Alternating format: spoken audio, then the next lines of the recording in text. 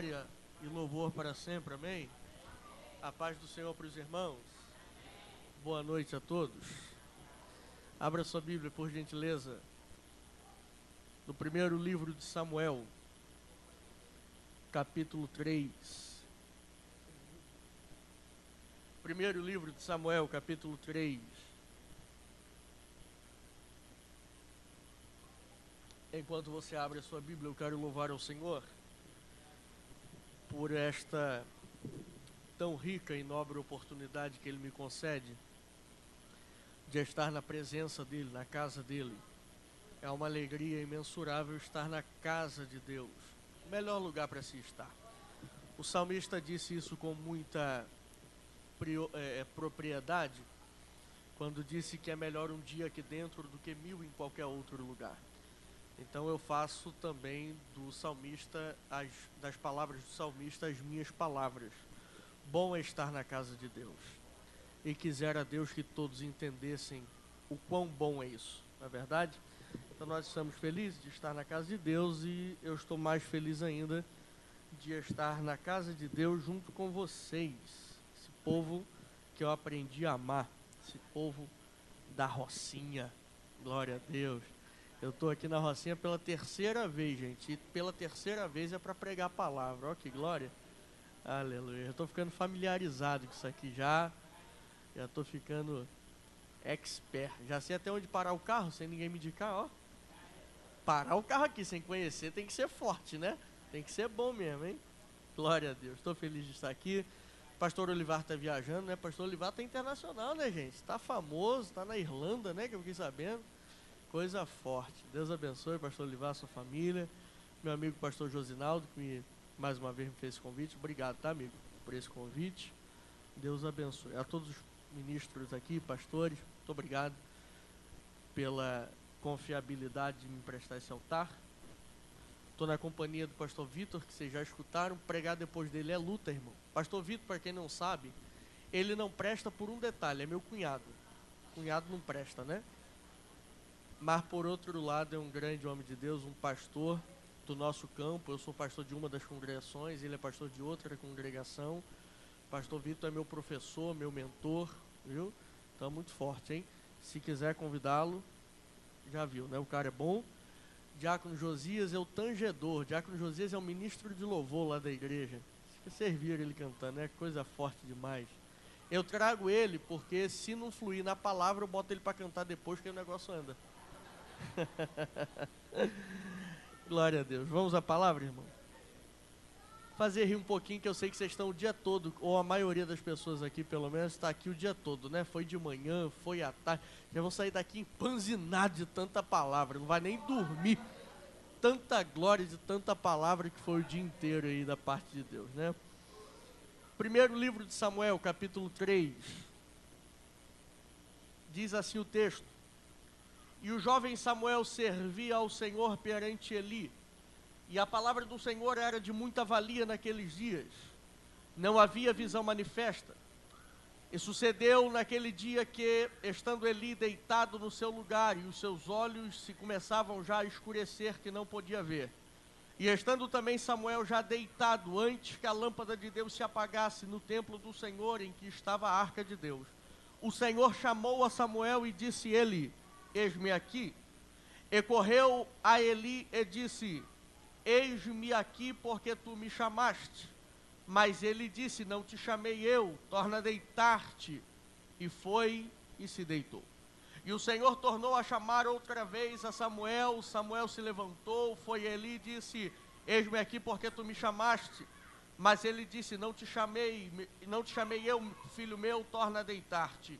Porém Samuel ainda não conhecia o Senhor, e ainda não lhe tinha sido manifestada a palavra do Senhor.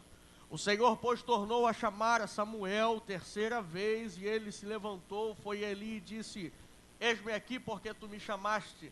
Então entendeu Eli que o Senhor chamava o jovem, pelo que Eli disse a Samuel: Vai-te deitar. E há de ser que, se te chamar, dirás: Fala, Senhor, porque o teu servo ouve. Então foi Samuel e se deitou no seu lugar. Então veio o Senhor e ali esteve, e chamou como das outras vezes, Samuel, Samuel. E disse Samuel, fala, porque o teu servo ouve. Você pode repetir o verso 10 comigo, por favor?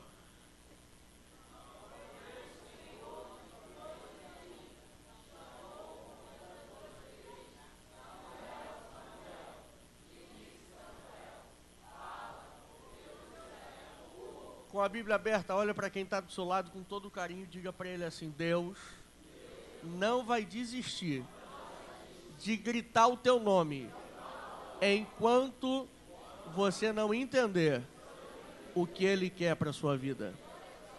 Tome seu assento.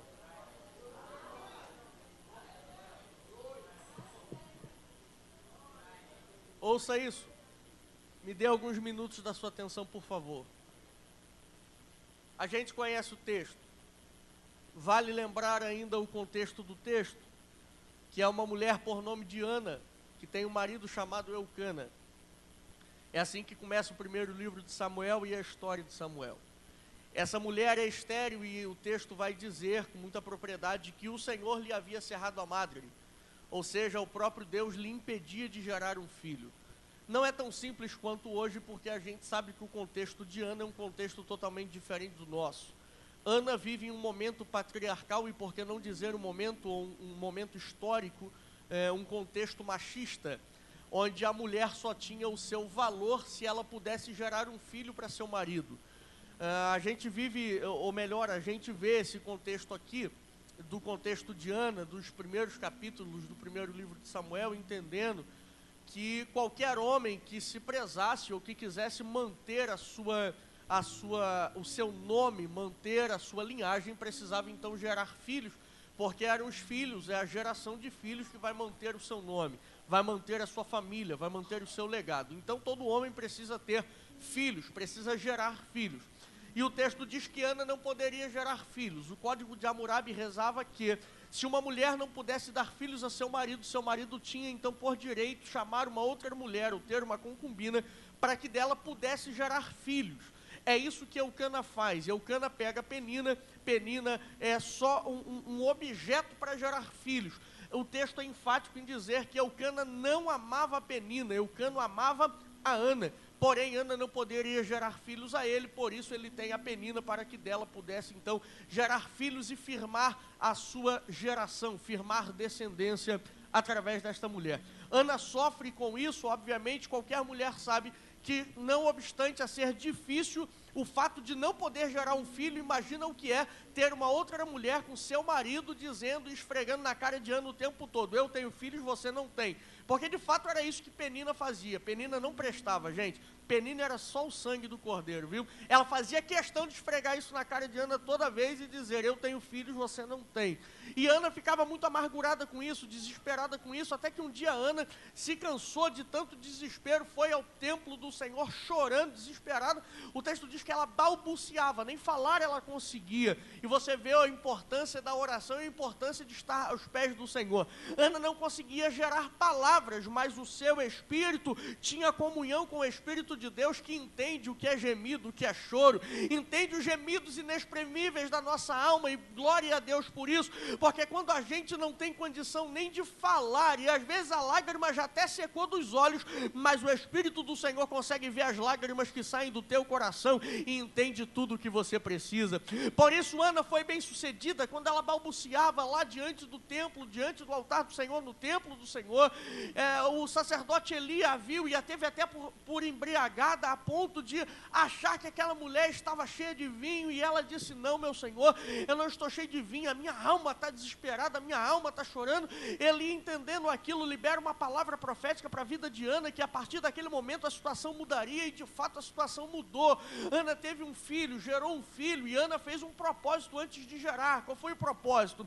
Se o Senhor me der um filho, ó Deus, eu vou entregá-lo ao Senhor novamente. E é exatamente isso que Ana fez. Quando ela tem um filho, ela não foi lá esfregar o filho na cara de Penina e dizer: tá aqui, ó atribulada, tive um filho. Não, ela foi cumprir a promessa com o Senhor, porque afinal de contas a gente precisa pegar e entender isso aqui. A promessa que Deus cumpre na nossa vida não é pra gente esfregar na cara de ninguém, não é pra gente ficar desfilando por aí pra dizer: tá vendo, não acreditava em mim, agora eu tenho. A promessa do Senhor não vai se cumprir para isso. Se o teu propósito é esse, você vai ficar a pé, não vai ter carro. Se o teu propósito é esse, você vai morar de alugar a vida inteira, não vai conseguir tua casa. A vitória nunca vai chegar, porque Deus não confirma a palavra e não faz ou cumpre promessa para a gente sair por aí desfilando ou esfregar na cara de alguém. Não, Deus cumpre a promessa na vida da gente para a gente ter condição de cumprir a palavra que a gente deu para Ele. Então é por isso que Ana vai dizer, se fizer um voto e não for cumprir, é melhor nem fazer. Por isso que a gente precisa entender, a tua palavra com Deus tem que se cumprir da mesma forma que a palavra de Deus cumpre com a gente, porque a gente é muito de cobrar. Senhor, cadê a promessa? Senhor, cadê o que o Senhor falou? Mas na hora da gente fazer, é difícil, a gente não lembra de cumprir a promessa. Então, se eu posso te dar um recado aqui, lembre-se de cumprir aquilo que você prometeu ao Senhor, para que você não perca aquilo que Deus te deu. Ana vai lá e leva Samuel no altar. Agora isso daqui me chama atenção, porque alguém olha esse texto e vai dizer assim, a melhor coisa que Ana fez foi entregar Samuel no templo para Eli cuidar. Sim ou não? Sim ou não? Não. Por que não? Vamos olhar o contexto e analisar o contexto. Deus não suportava mais a casa de Eli.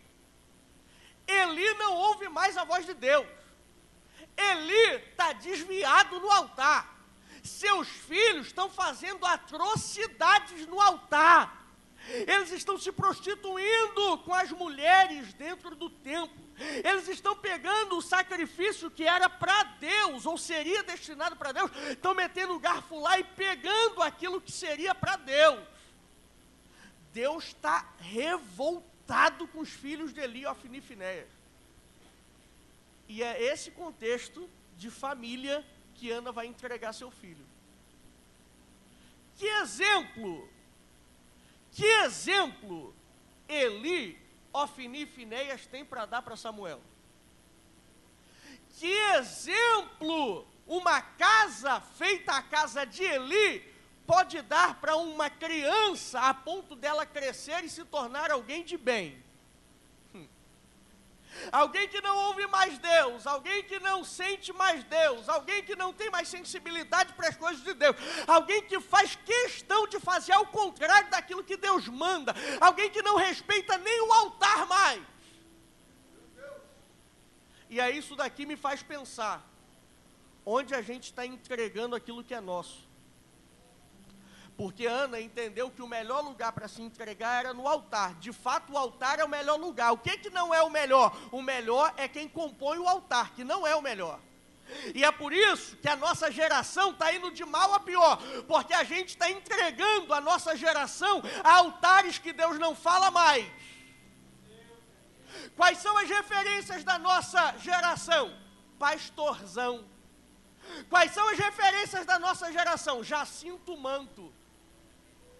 É a referência de igreja. Entenda uma coisa, eu não estou criticando o irmão, a vida dele é problema dele. Agora, esse não é o evangelho que Cristo quer para nós. Esse evangelho de debochar, de brincar com o que é santo, esse evangelho de fazer chacota e os ímpios todos zombando de nós. Esse evangelho de Priscila Alcântara, para. Se ela quer servir a Cristo assim, e é Cristo e ela, o problema é dela. Agora, eu não vou entregar os meus filhos, eu não vou entregar os jovens da minha igreja, eu não vou entregar a minha igreja para um altar assim. É por isso que a nossa geração vai de mal a pior. É porque a gente está igual Ana, olhando e entendendo que é melhor o altar. E de fato o altar é melhor. Mas agora não basta olhar para o altar, tem que olhar para quem compõe o altar. Porque o altar é santo, mas quem compõe é profano. É por isso que lá na igreja eu não levo qualquer um para pregar. Meus obreiros de vez em quando dizem assim, pastor, posso trazer fulano? Eu falei, cadê o currículo? Não é currículo do seminário que ele fez, não. Eu quero saber de onde ele vem. Se saiu rebelado da igreja dos outros, na minha não prega. Porque se não serve para prestar obediência na igreja dos outros, não presta para ser referência para as minhas ovelhas.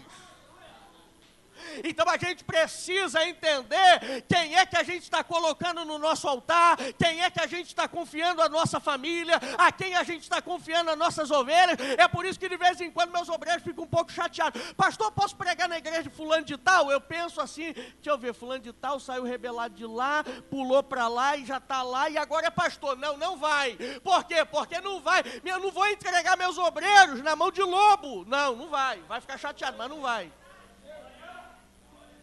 Deixa eu te dar um recado, não entregue a sua família, não entregue o altar dessa igreja, senhores pastores, não entreguem esta igreja a qualquer vagabundo, sem vergonha, bandido. Pode pregar muito, mas se não tem vida no altar, não serve para guiar ninguém. Pode até ter uma boa oratória, mas se não tem vida com Deus, não serve para compor o nosso meio e o nosso altar. Tem que sentar para aprender. Primeiro vai aprender a se consertar, a voltar para pedir perdão, a consertar a tua vida dentro da tua família, para depois querer ser referência para a família de alguém. Ana entrega. Eu glorifico a Deus pela misericórdia. Diga assim, misericórdia é a causa de não sermos consumidos. Samuel tem tudo para ser um fracasso, porque o lugar que ele está inserido é um lugar de gente fracassada, espiritual e ministerialmente falando. Mas Deus é bom, gente. Deus é bom, gente. Pastor Vitor disse aqui que o menino cresceu no deserto. Deserto para muita gente é lugar de morte. Deserto, no contexto que o pastor Vitor citou aqui, é um lugar de salteadores, serpentes, escorpiões, seca. O ambiente é o mais desfavorável possível, mas o menino cresceu lá, porque nós não somos produto do meio. Nós não somos influenciados pelo ambiente, porque nós somos alvos da promessa de Deus. E deixa eu liberar uma palavra corroborando o que o pastor Vitor falou aqui. Se você é alvo da promessa de Deus, acredite, o ambiente em que você está inserido não vai te contaminar. O ambiente que a tua casa está inserida não vai conseguir tomar conta da tua casa, porque você é alvo da promessa de Deus. E por ser alvo da promessa de Deus, o ambiente não vai destruir aquilo que Deus preparou para a tua vida. Me ajuda a pregar? Segura na mão desse crente que está cansado, sacode ele para ele não dormir e diga para ele assim: o ambiente que você e a tua casa estão vivendo não vão destruir o que Deus preparou para você e para a tua casa. Se ele não der um glória, aperta a mão dele até ele dar um glória.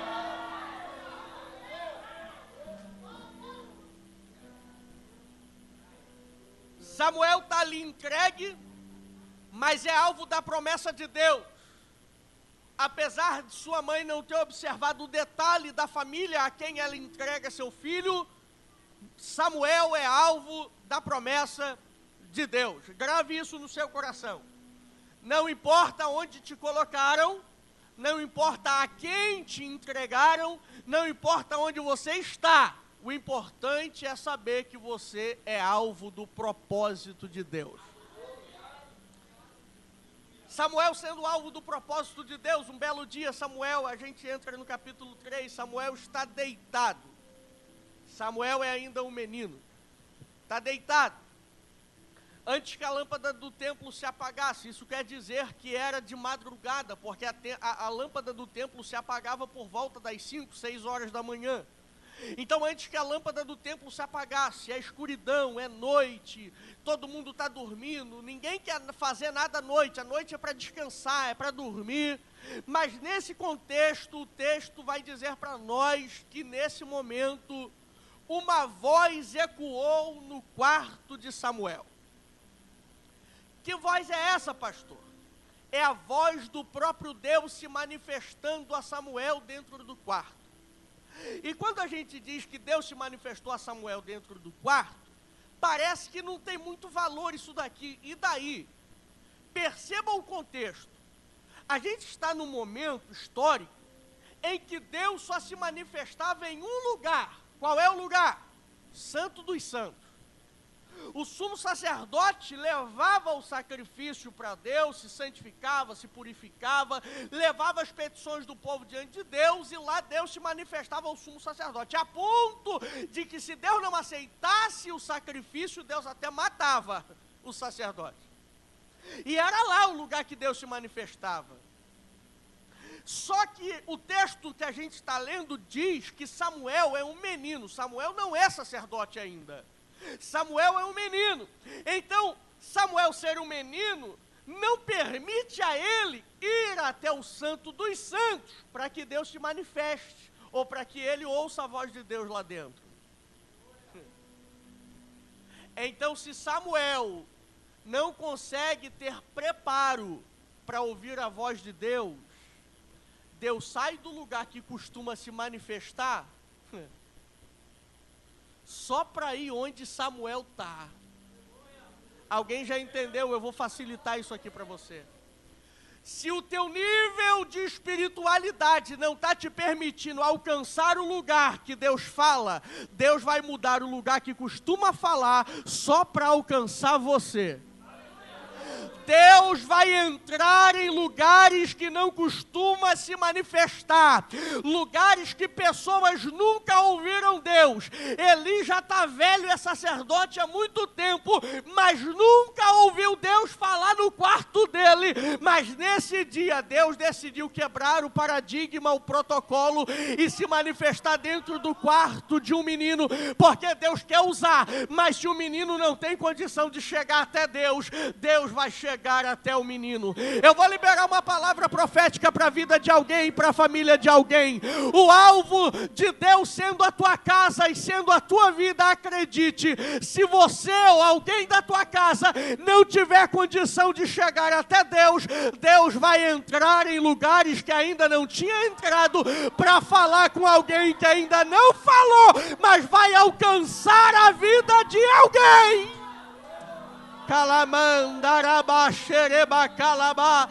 Olha, qual é o momento que Deus faz isso? É escuridão, é treva. Treva fala de um dia ruim, de momentos ruins, de um caos total. Está todo mundo dormindo, é momento que ninguém quer nada com Deus, ninguém quer compromisso. Mas é nessa hora que Deus decidiu se manifestar. Não importa o caos que está a tua casa, não importa se ninguém quer nada com Deus, o que importa é que, se tem alguém que é alvo da promessa, Deus vai entrar lá para soar ao ouvido de alguém e chamar alguém pelo seu nome.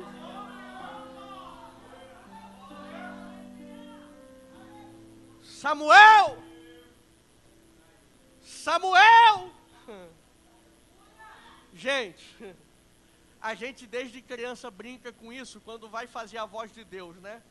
Tem que ser uma voz tipo Samuel. Eu nem sei, eu sou muito ruim, gente. Samuel, não dá. Mas tem que ser uma voz grossa, braba, né? Que treme tudo, a voz de Deus. Eu não sei como é que foi a voz. Não sei qual foi o tom, irmã, da voz. Mas eu fico imaginando a voz de Deus chamando a gente. Oh, meu Deus. Eu fico tentando imaginar como é que seria isso aqui, eu estando no lugar de Samuel deitado e de repente ouvir aquela voz. Eu não sei se eu ia abrir o olho, ou se eu ia clamar o sangue, ou se eu ia dizer, meu Deus, o que está acontecendo, o que está acontecendo? Eu sei que Samuel, por isso eu imagino que essa voz não seja como a voz que a gente imagina, tão, aquela coisa de filme. Porque Samuel levanta na maior naturalidade. Isso daqui é interessante observar. Samuel está deitado dentro do seu quarto. Deus se manifesta dentro do quarto.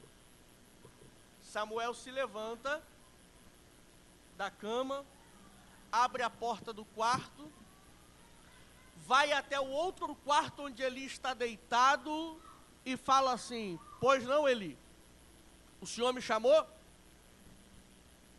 Ele vai dizer, não te chamei não. Isso me faz entender que essa voz que Samuel ouviu não é uma voz tão mirabolante.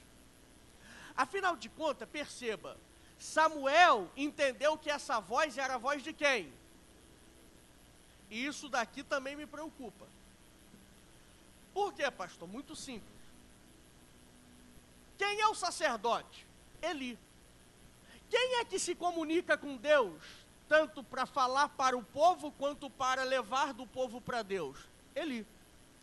Então, Samuel, no seu subconsciente, está entendendo o quê? Quando Deus fala através de quem? Eli.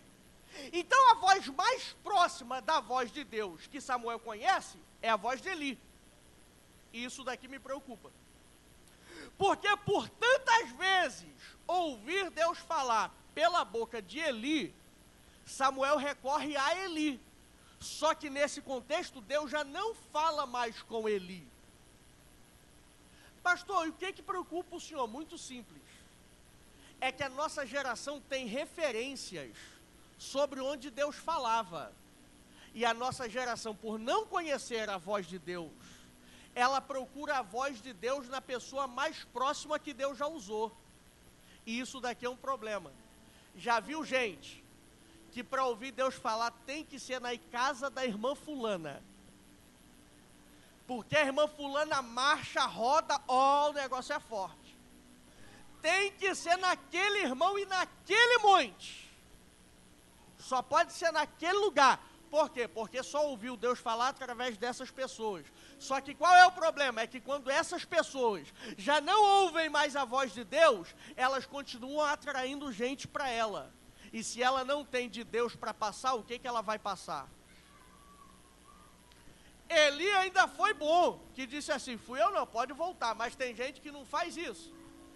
Tem gente que quer entregar a profecia mesmo quando Deus não falou.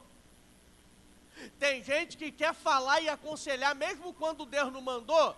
Porque tem gente procurando ele, achando que Deus ainda fala por ele. Então, se eu posso te dar um conselho, cuidado onde você tem buscado a voz de Deus. Porque o problema de Samuel é isso aqui, é o problema da nossa geração. Samuel sai do lugar que Deus está falando para ir para um lugar que Deus não está falando. Samuel sai de um lugar que Deus está manifesto para ir para um lugar que Deus não se manifesta mais.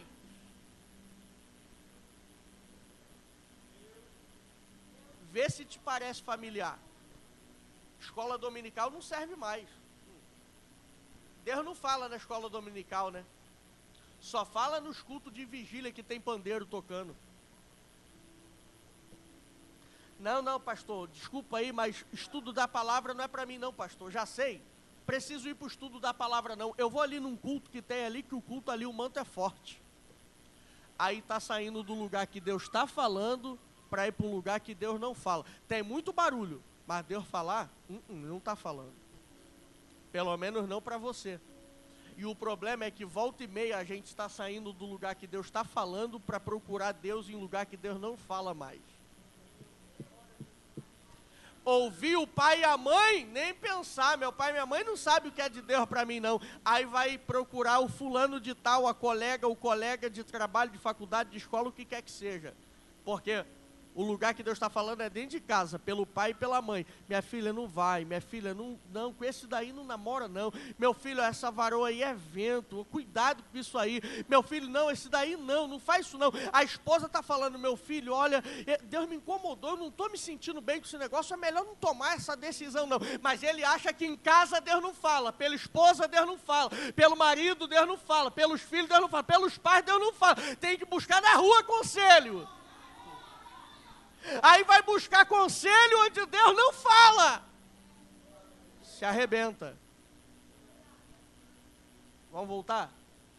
Samuel vai, ouve Eli foi sensato pelo menos. Quisera Deus, gente, que todo mundo fosse sensato para dizer assim, ó, hoje Deus não me deu visão e revelação nenhuma. Hoje Deus não falou. Quisera Deus a gente fosse bom o suficiente para subir no altar, e quando Deus não quer usar a gente, porque tem dia que Deus não quer usar, Deus não é obrigado. Subir no altar, às vezes eu vou subir no altar da minha igreja para pregar, eu falo assim, não tem nada para pregar, eu estou vazio demais, eu boto um obreiro para pregar, porque nem todo dia Deus quer me usar. Mas quisera Deus que a gente reconhecesse isso para dizer, hoje eu não tenho nada de Deus não, vamos botar outro para Deus usar, porque eu não estou em condição não. Mas as pessoas não querem perder o nome, não querem perder o glamour de profeta, de homem de Deus, de mulher de Deus. Aí elas querem sempre falar, mesmo quando Deus não fala. Pelo menos isso Eli respeitou, não fui eu que te chamei, volta para a cama, não tem nada para te dizer. Tem nada para te oferecer, meu filho. Volta para a cama. Quisera Deus que todo mundo fizesse isso. Samuel volta. E aí o texto vai dizer que novamente Deus chama Samuel. Samuel, Samuel. O que Samuel vai fazer? Novamente ele vai levantar, vai no quarto de Eli. O Senhor me chamou? Não, meu filho, não te chamei, volta para o teu quarto. Novamente Samuel sai do lugar que Deus está para ir para um lugar que Deus não está. Terceira vez, Deus chama Samuel. Samuel se levanta, vai no quarto de Eli. O Senhor me chamou? Não, meu filho, não te chamei. Mas agora Eli já entendeu. Deve ser Deus que está chamando esse garoto. Eu não estou chamando, fantasma que não tem, é Deus.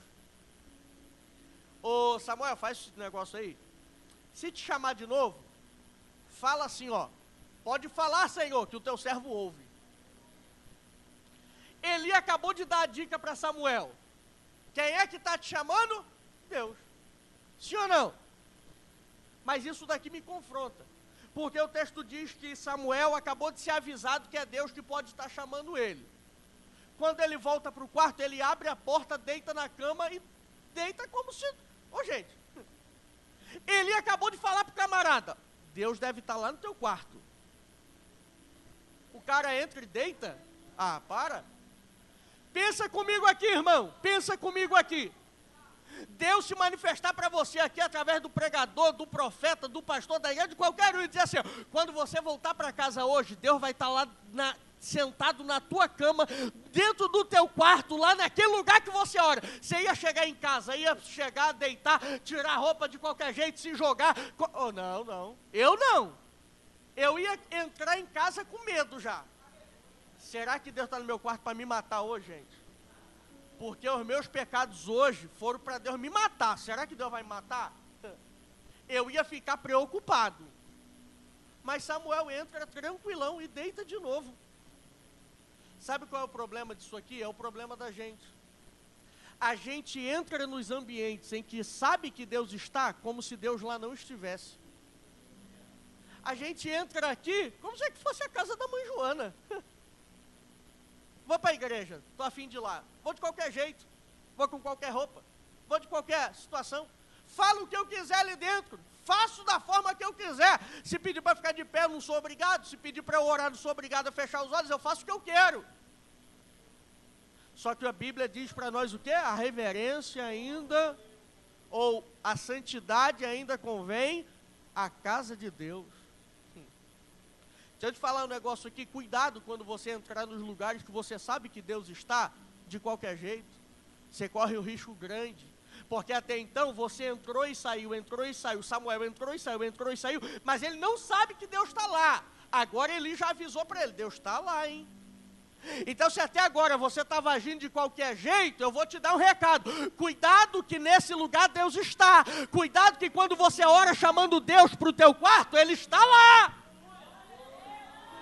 E você tem que ter cuidado com a forma com a qual você se comporta no lugar que Deus está.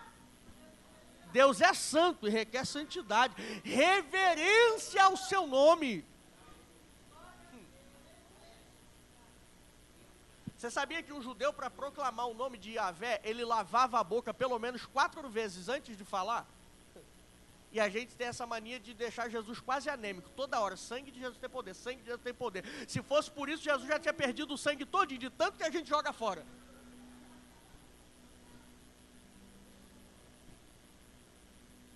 E a gente não reverencia a presença de Deus. A gente chama Ele. Mas e aí, não muda nada? O ambiente que Deus está e nós estamos juntos é um ambiente diferente, gente.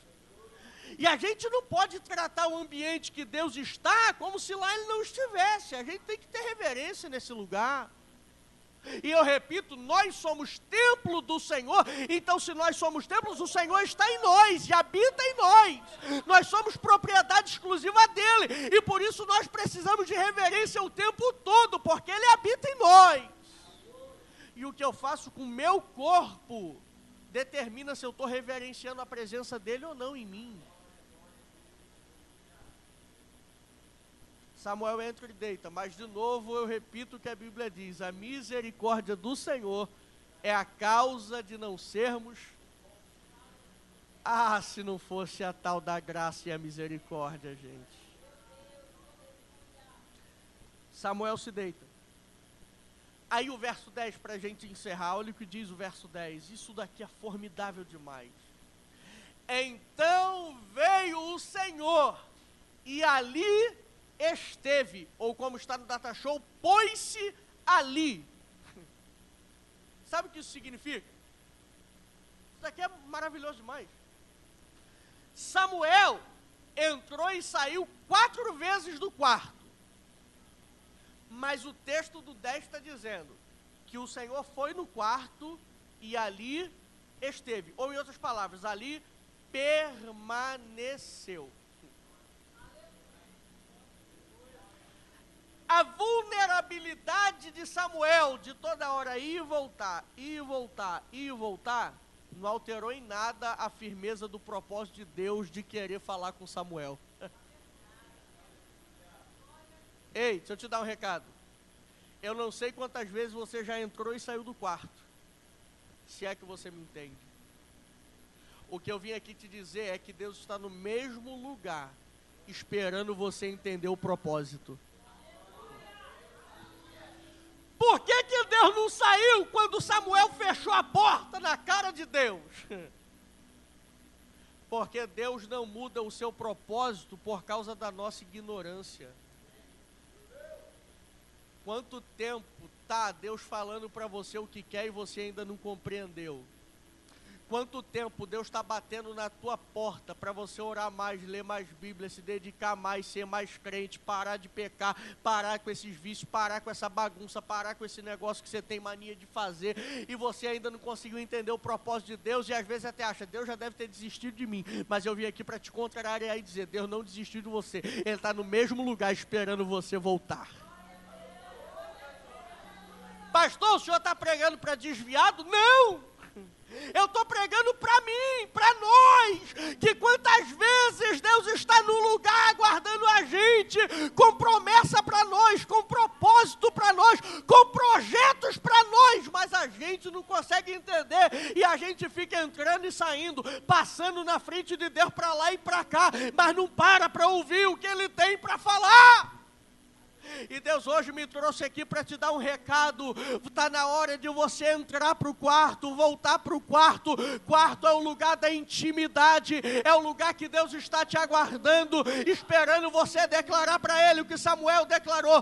Fala, porque o teu servo ouve. Fala, porque eu quero te ouvir.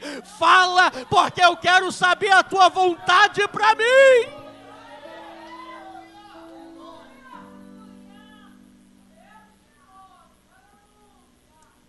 Samuel foi, voltou,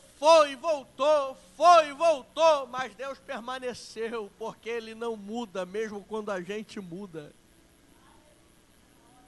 A Bíblia diz que Ele permanece fiel, mesmo quando nós somos infiéis.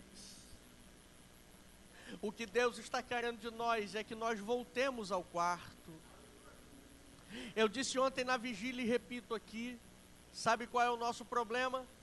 E o que está fazendo a gente fracassar é a história de Samuel, a diferença entre Samuel e Ofni e Finéias. Ofni e Finéias cresceram conhecendo o Deus do altar, mas nunca conheceram o Deus do quarto. Samuel cresceu conhecendo o Deus do quarto antes de conhecer o Deus do altar. Sabe qual é o problema da nossa geração? É que conhece muito o Deus do altar, canta muito, prega muito, pega o microfone e o negócio vira, como eles dizem por aí. Como eles costumam dizer, eles têm a senha. Eles sabem, pastor, fazer o negócio acontecer. Sabe, são bons, são talentosos, mas só conhece o Deus do altar, não tem vida com Deus no quarto. Pega a mensagem de YouTube de outros pregadores e prega, mas nunca parou para orar pelo menos 30 minutos para Deus revelar uma palavra. Nunca pegou a Bíblia para ler a Bíblia, não para pregar, mas para meditar, porque a meditação da palavra é para a minha vida, não é para eu pregar, é para eu viver. É uma geração que só conhece Deus dentro da igreja. É uma geração que só sabe o que é Deus quando está aqui dentro, quando está lá fora nem crente lembra que é. É uma geração que conhece Deus aqui dentro da igreja, mas no trabalho ninguém sabe que ele é crente. É uma geração que conhece Deus aqui no altar, mas se entrar por essa porta, alguém que conhece ele lá fora está arriscado ele querer até descer do altar para se esconder, porque o que ele é aqui não é o que ele é lá fora, porque eu sou resultado aqui em cima do que eu sou dentro do meu quarto. Se não for assim, é tudo fachada, é tudo mentira. Tanta mentira é, que olha o final de Ofni e Finéias. Quando precisaram mesmo da presença, Deus falou, não vou com vocês. Deus não foi e eles morreram. O final de alguém que conhece o Deus do altar, mas não conhece o Deus do quarto, é o fracasso. Alguém que tem muito para dar aqui em cima, mas não tem nada para conversar com Deus dentro do seu quarto, é alguém que vai fracassar. Deus não te chamou para o fracasso. Olha a diferença de Samuel e de Ofni e Finéias. Samuel nem da linhagem era sacerdotal, mas Deus o levantou por sacerdote, juiz e profeta da nação de Israel. Ouça uma coisa, Deus quer fazer na tua vida muito mais do que já fez na vida de muita gente. Só que você precisa se colocar na posição que Deus quer e dizer, Senhor, eu não tenho, mas eis-me aqui. Eu não sei, mas eis-me aqui. Eu não posso, mas eis-me aqui. Eu não consigo sozinho, mas eis-me aqui. Samuel entra para o quarto como um menino. Mas quando ele sai do quarto, o texto diz que Eli está na porta do quarto perguntando, o que Deus te falou hoje? Pastor, e daí? Isso é muito normal. Não, não é normal. Só tem uma pessoa que leva do povo para Deus, é o sacerdote. E só tem uma pessoa que traz de Deus para o povo, é o profeta. Quando Eli pergunta, fala o que Deus te falou, Eli está dizendo, eu sei que o teu encontro dentro desse quarto te tornou um profeta. Era menino, agora tu é um profeta. Porque o encontro que eu tenho dentro do meu quarto é o que muda toda a minha vida. Os encontros que eu tenho com Deus é o que muda a visão das pessoas em relação a quem eu sou. Quer ser reconhecido por alguém? Tranca a porta do teu quarto e ora. Tem um hino assim, não tem? Tranca a porta do teu quarto e ora. Tranca a porta do teu quarto e ora. Deus quer se manifestar para você, mas você precisa fazer alguma coisa além do que já está fazendo. Não é só deitar e dormir, é dobrar os teus joelhos e orar. A oração pode muito em seus efeitos, a oração de um justo. Deus quer ouvir a tua voz, volta para a simplicidade do quarto. Pregar aqui em cima é muito fácil, falar aqui em cima é muito fácil. Difícil é viver uma vida de devoção dentro do quarto, uma vida de oração, uma vida de sinceridade, uma vida de verdade dentro do meu quarto, quando ninguém me vê. Altar não vai te dar intimidade, no máximo visibilidade. O que te dá intimidade é o quarto. O altar pode te dar visibilidade, mas o que te dá intimidade é o quarto. Vai voltar a orar, vai. Volta a dobrar o teu joelho, igual quando você era novo convertido e não sabia nem orar direito, mas sentia Deus. Quanto tempo você não sente Deus mais? Ora, dobra o joelho só por dobrar, mas não consegue sentir nada. É porque tua oração não está subindo mais. É porque você não está orando com verdade. Deus quer se manifestar. Deus quer te usar. Deus quer fazer, mas você tem que orar.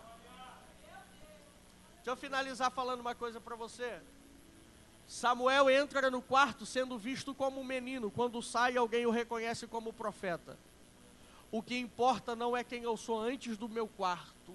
O que importa é como eu saio do encontro que eu tive com Deus. Depois do encontro que você tiver com Deus, fique tranquilo, você não vai precisar dizer, eu sou. Alguém vai dizer, você está diferente, hein? Você não é mais a mesma pessoa. Tem alguma coisa aí diferente. Você vai dizer, foi o encontro que eu tive no meu quarto. Eu quero te convidar a orar comigo agora. Você quer orar? Você pode ficar de pé?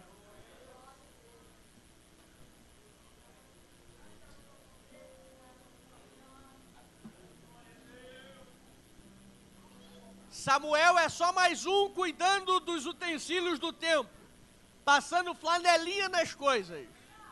Depois do encontro que ele teve, o mesmo capítulo 3 no final vai dizer, e Samuel era reconhecido por sacerdote em toda a terra. O que você faz no quarto, a tua intimidade com Deus no quarto, os teus encontros com Deus no quarto, vai fazer a tua vida mudar, vai te mudar de nível, vai alavancar a tua vida, mas você precisa orar e se encontrar com Deus no quarto, a ponto de dizer, fala Senhor, porque o teu servo ouve.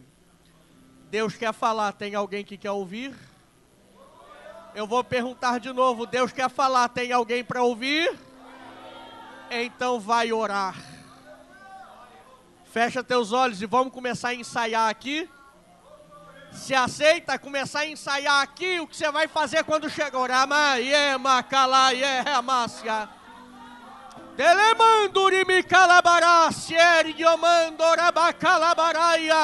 A tua vida não será a mesma a partir de hoje, porque hoje quando você chegar em casa, você vai sentir uma atmosfera diferente e vai lembrar, Deus está no meu quarto me esperando para orar.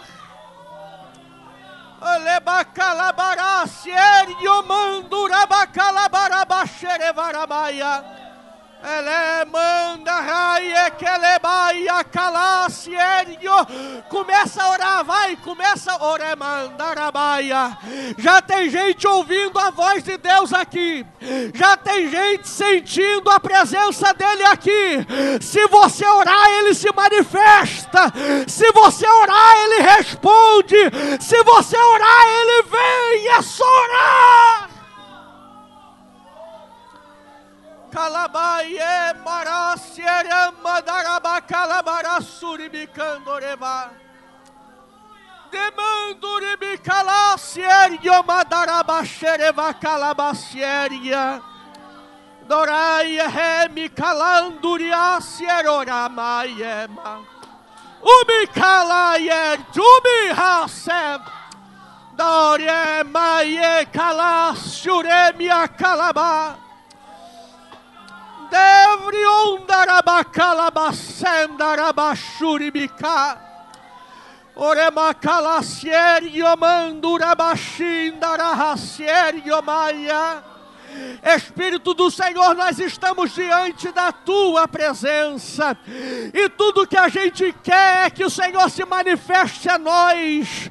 Nós queremos dizer como Samuel disse, fala Senhor, porque o teu servo e a tua serva ouvem a tua voz. Fala o nosso coração, derrama a tua glória sobre nós. Delebacalabarassurimicala.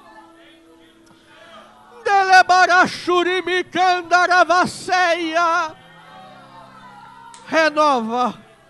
Renova a gente. Renova a gente. Ele me anda lá e eriomaracieramacalabaia. Renova a gente. Enche a gente da tua graça e da tua presença. Renova esse moço, essa moça. Renova essa mulher, esse homem. Renova. Eu quero lhe fazer um pedido, Pai, nessa noite. Que o Senhor se manifeste no quarto de alguém aqui. Que o Senhor se manifeste na intimidade de alguém aqui. Que quando esse homem, essa mulher chegar em casa, ele sinta a atmosfera da presença do Senhor lá. E que a comunhão dele lá seja resultado, o resultado seja aqui no altar. Que quando ela pegar o microfone, a tua glória se manifeste. Que quando ele chegar na tua casa, preste um culto tão sublime ao Senhor, que o Senhor se manifeste.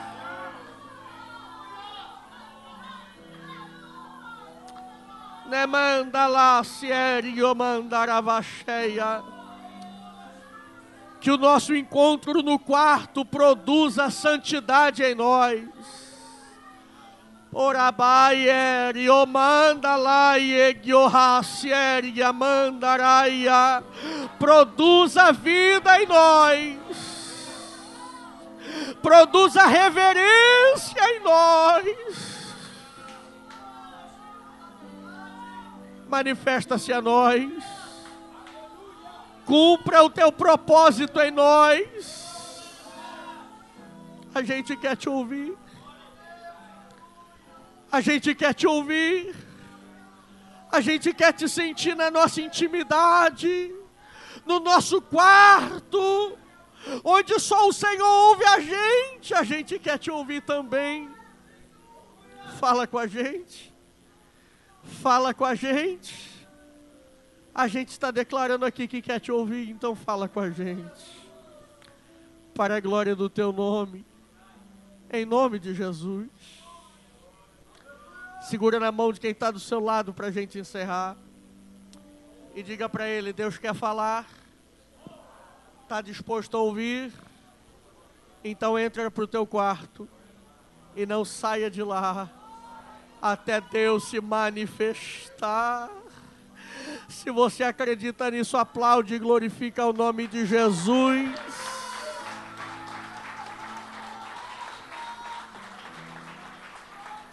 Tome seu assento por um instante, tome seu assento. Glorificando a Deus, exaltando ao Senhor Jesus. Lembre-se, o que o pastor disse aqui, e eu vou enfatizar a profecia, porque isso é profético. Você vai sentir uma atmosfera diferente no teu quarto. É Deus te chamando para manifestar-se a ti. Vai orar que Deus vai se manifestar. E depois desse encontro que você tiver no quarto, você vai ser outra pessoa. Você recebe? Ouça isso antes de eu entregar o microfone. Ouça isso com muita atenção, por favor. Eu tenho aqui alguns livros. Todos eles da Central Gospel, de autoria do pastor Silas Malafaia. Pastor, esses livros são para o senhor? Não.